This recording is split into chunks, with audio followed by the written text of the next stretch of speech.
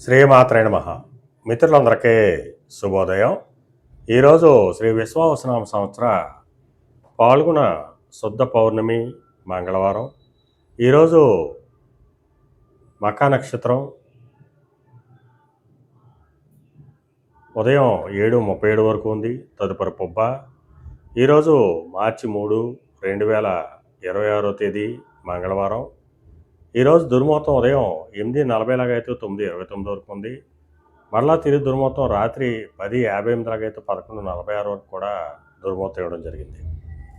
ఈరోజు పంచాంగరీత్యా ఈ రకమైనటువంటి ఫలితాలు గోచరిస్తున్నాయి.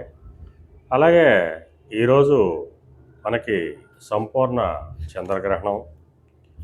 ఈ చంద్రగ్రహణం అనేటువంటిది మనకి మధ్యాహ్నం 3:19 మొదలై 6:46 వరకు కూడా కొనసాగుతుంది. ఈ సమయంలో పొబ్బా నక్షత్రంలో కేతుగ్రహస్థ చంద్రగ్రహణం ఏర్పడుతుంది. అందువలన పొబ్బా నక్షత్రంలో జన్మించినటువంటి మన మిత్రులు జాగ్రత్తగా ఉండవలసిందిగా తెలియజేయడం జరుగుతుంది. అంటే ఈ పొబ్బా నక్షత్ర జాతకంలో చంద్రగ్రహణం ఏర్పడడం వల్ల ఈ పొబ్బా నక్షత్ర జాతకులకి మానసికంగా కొద్దిగా ఒత్తిడికి గురయ్యేటువంటి అవకాశం ఉంటుంది. అందువలన వీరు ఈ సమయంలో ముందు చెప్పుకున్నటువంటి సమయంలో బయటికి తిరగకుండా ఇంట్లో ఉన్నట్టయితే ఈ ఒత్తిడిని జయించవచ్చు అని చెప్పి తెలియజేయడం జరుగుతుంది. అలాగే మనకి ఏ నక్షత్రంలో గ్రహణం ఏర్పడితే ఆ నక్షత్రానికే మనం దాన జపాదులు చేయించుకోవాలి. సింహరాశిలో గ్రహణం ఏర్పడుతుంది కాబట్టి సింహరాశి అంతా కూడా దాన జపాలు చేయించుకోవాలనేటువంటిది మనకి అపోహ మాత్రమే.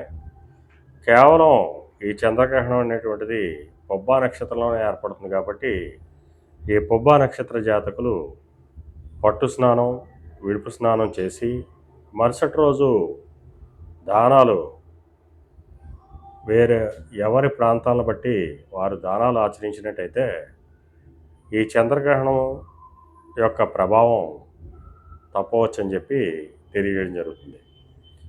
చంద్రగ్రహణం ఈ పొబ్బా నక్షత్రం మీద ప్రభావం ఏ రకంగా ఉంటుంది అని మనం పరిశీలించినట్టయితే చంద్రగ్రహణం కాబట్టి మనసుకి సంబంధించి ఇది ప్రభావం చూపిస్తుంది. మనసు అదుపు తప్పి అనాలోచితమైనటువంటి నిర్ణయాలు తీసుకుని లేనిపోని ఇబ్బందుల్ని కొని తెచ్చుకునేటువంటి అవకాశం ఉంటుంది. అందువలన ఈ పొబ్బా నక్షత్ర జాతకులు తగిన జాగ్రత్తలు తీసుకుని మన శాస్త్రరీత్యా చెప్పినటువంటి దానాలను ఆచరించినట్టయితే వాటి నుంచి బయటపడవచ్చని చెప్పి తెలియజేయడం జరుగుతుంది. అలాగే ఈ పొబ్బా నక్షత్ర జాతకులకి ఈ 3వ తారీఖు మొదలుకొని 6 నెలల వరకు కూడా ఈ రకమైనటువంటి ఇబ్బందులు కొనసాగేటువంటి అవకాశం ఉంది. అందువల్ల మన మిత్రులందరూ కూడా అప్రమత్తంగా ఉండవలసిందిగా తెలియజేయడం జరుగుతుంది. అలాగే మళ్ళా రేపటి శుభోదయం కార్యక్రమంలో మరిన్ని విషయాలు తెలుసుకుందాం. అంతవరకు మన మిత్రులందరికీ మరొకసారి శుభోదయం. ఇట్లు మీ పెద్దబాబు సిద్ధాంతి గొల్లల మామిడాడ.